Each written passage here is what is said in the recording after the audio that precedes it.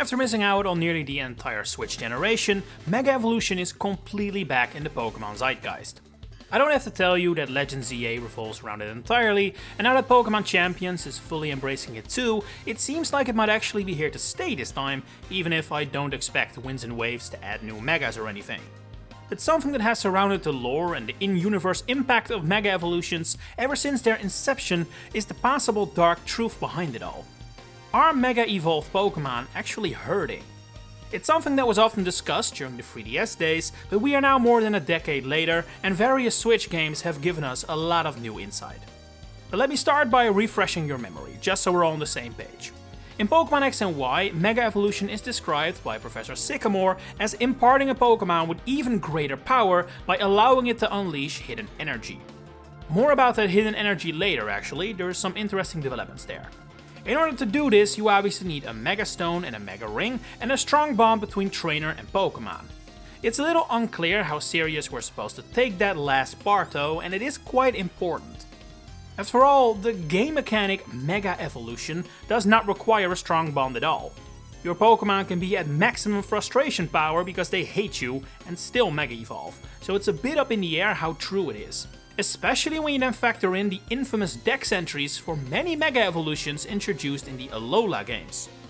In Gen 6, so both X and Y and ORAS, Mega Evolutions didn't have Dex entries, so the inclusion in Sun and Moon was a pretty big surprise at the time, especially when you consider Mega Evolution was completely a post-game thing here and not remotely a focus of the game.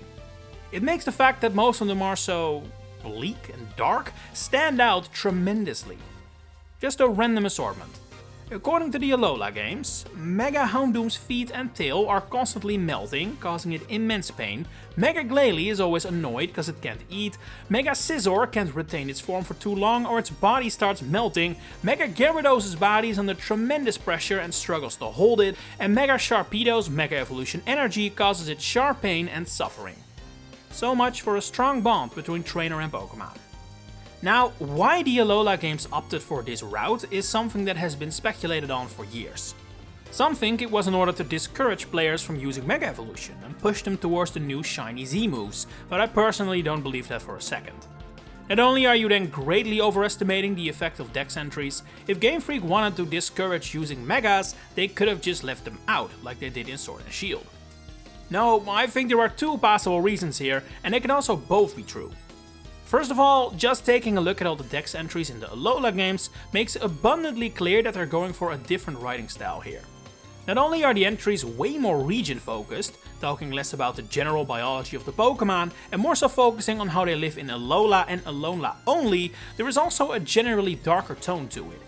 That goes for new Pokémon like Beware and Mimikyu, but older Pokémon too have new entries that don't exactly hide the more grotesque sides of biology, talking about them hunting other Pokémon, most of which are supposed to be cute, or mention things like Metapod's innards falling out. Point being, the general tone of Dex entries in Gen 7 was wild, a stark departure from previous gens, and in that light, the Mega Evolutions feel a lot less out of place. And then there's also the fact that in order to see these Dex entries, you need to play a pretty big chunk of the post-game, meaning the chances of little kids seeing these entries is significantly smaller than say Piggyback. So perhaps Game Freak thought, these Dex entries are only for more serious, probably a little older players, let's spice them up a little. Fact remains though that while you can question whether Dex entries are supposed to be taken literally at all times, there are so many Mega Evolutions with mentions of pain and agony that the whole mechanic is starting to look quite cruel. And that's where the modern day comes in. Because we are now living in a time where not only has the number of Mega Evolutions greatly expanded, they have now all made their grand return in Legends Z-A, and wouldn't you know it, not a single Pokémon in the entire Mega Evolution Dex of this game has a Dex entry that mentions it hurting or being in pain or even slightly uncomfortable. None of the new Megas mention something remotely like this, and while many of the older Megas do reuse Dex entries from the Alola games, it appears they have been carefully selected to use entries that are not so grotesque. This is especially clear with Mega Scizor, which received 4 Dex entries in Gen 7, so Sun, Moon and the Ultra games. Only one of those 3 was not talking about how much pain Scizor is in, which is Moon, and lo and behold, what entry got reused in Legends Z-A? Indeed, Pokémon Moon. Coincidence? Maybe. but I don't think so. There are definitely some new Megas who could have easily had grotesque or dark Dex entries like Heatran, Meowstic, Golisopod and more, but they didn't.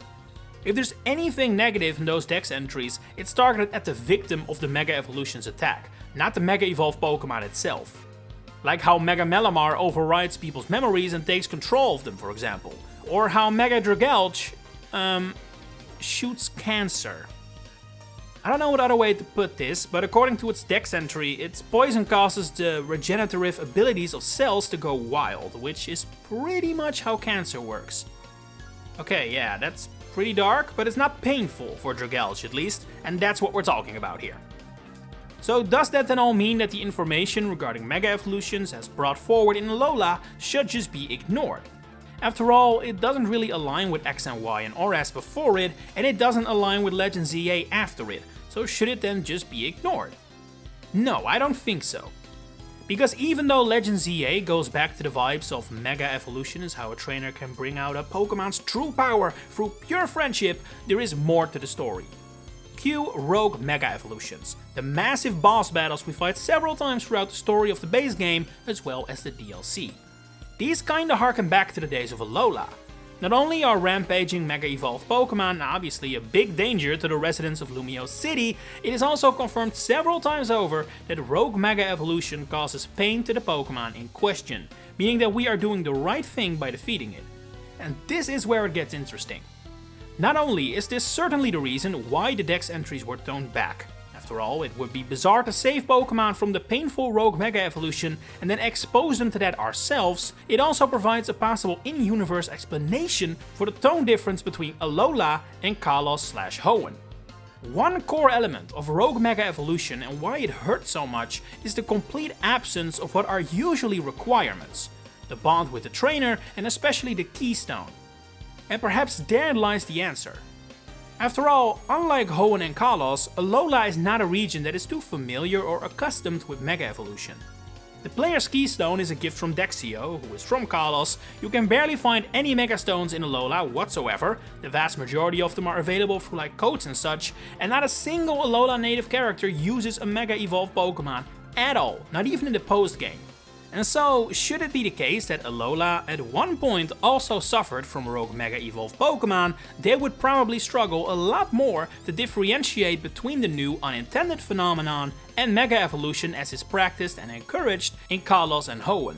Now, that may sound a little far-fetched, as the Rogue Mega Evolutions are the result of the influence of Ange, the machine inside Prism Tower, and stops after the climax of the game, but there is more to it than that. First of all, there is the obvious, which is the DLC.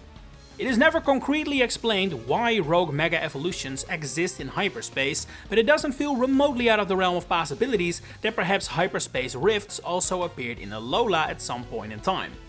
The history with rifts and alternate dimensions is very much there after all, even if Hoopa and Darkrai are more associated with other regions.